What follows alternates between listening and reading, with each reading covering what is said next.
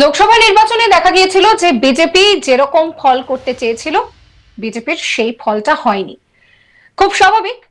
বিজেপির কিন্তু তারপরে বলা যেতে পারে যে একটা সমস্যা তৈরি হয়, কারণ যে টার্গেট ছিল সেই টার্গেট অ্যাচিভ করা যায়নি।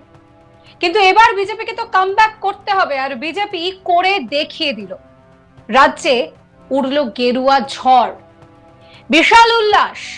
কারণ লোকসভা নির্বাচনের ভরাডুবির পর এক প্রকার বিজেপির কর্মীদের মনোবল ভাঙতে শুরু করেছিল, কিন্তু ওই যে চেষ্টা করলে সব হয়, বিজেপি সেটাই বুঝিয়ে দিল। লোকসভা নির্বাচনের ফল যাই হোক না কেন, ফের একবার রাজ্যে বিজেপির যে কামব্যাক, সেই কামব্যাক এখন সকলের মুখে মুখে ঘুরছে। গেরুয়া ঝড়, উল্লাস। দিনের শুরুটা কিন্তু কংগ্রেস বেশ ভালো করেছিল, একেবারে কোণঠাসা করে দিয়েছিল বিজেপিকে।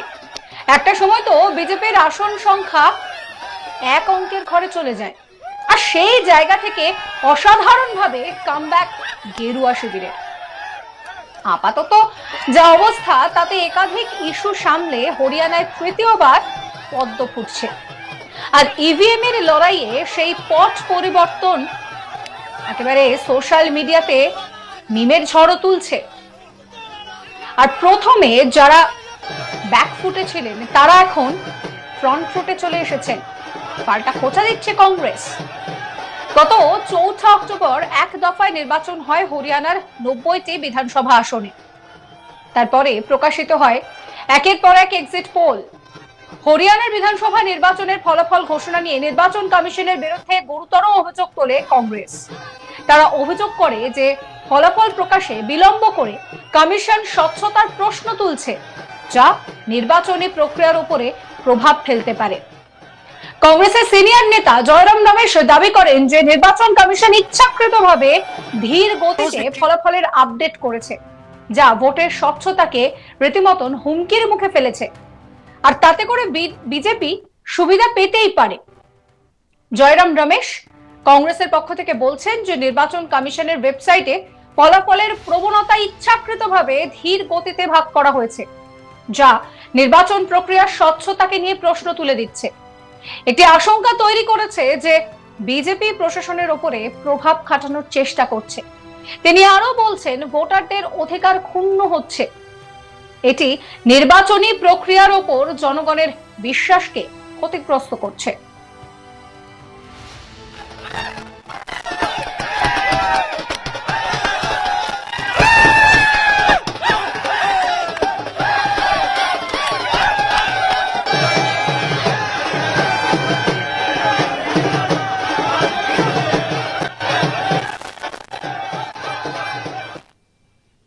কি বলছেন কংগ্রেস নেতা জয়রাম রমেশ, শুনুন।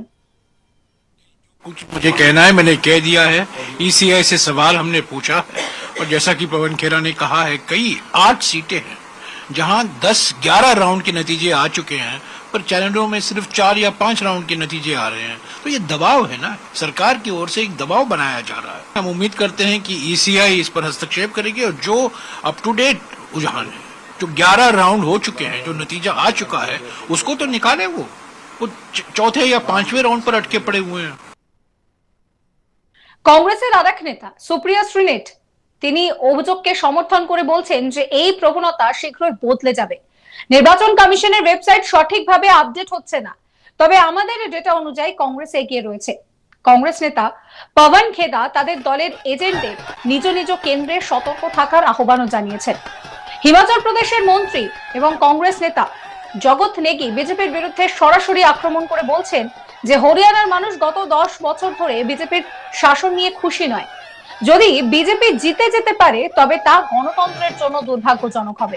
তিনি আরো বলছেন, ইভিএম পরিবর্তন কিংবা অভ্যন্তরীণ হস্তক্ষেপের মতো বিষয়গুলিতে তদন্তের প্রয়োজন রয়েছে।